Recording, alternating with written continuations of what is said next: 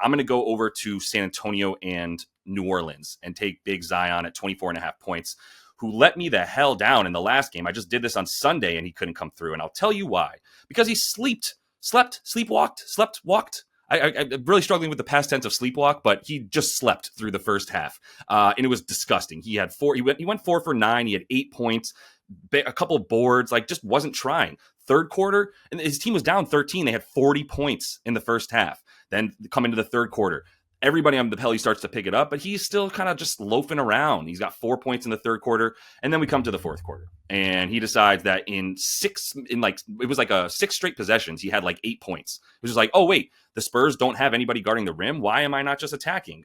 I don't particularly know, but I'm hoping he's going to wake up and do it earlier in this game. San Antonio is already a bad rim defense, which sounds weird because they had the defensive player of the year and the best shot blocker that we've seen. I don't know what, Dikembe, right? Or in like early Dikembe at least. And probably better than Dikembe, obviously, at this point. Probably one of the best of all time. It doesn't seem weird to say that. Yet they still gave up with him out there this season, the 6th most points at the rim on the season.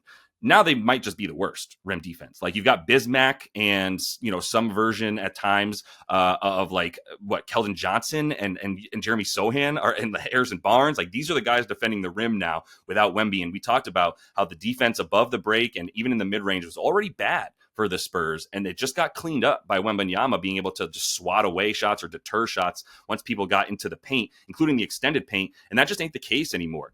For Zion, he's shooting like 3/4 of his shots at the rim, unsurprisingly, so it's nothing to be scared of there. This is the dude, number one guy you want going to the rim against a team with no rim defense. So that's what it's about. And the crazy thing for Zion is it's very scary to take someone to get 25 points in a game when they're maxing out at 28 minutes. And I think we'll just see that for the rest of the season, right? We've only got like not even 30 games left, 25. So there's no reason for things to change now. They're not going to be like, hey, let's start playing Zion 35 minutes so we can make a run at the playoffs. We're a lottery team.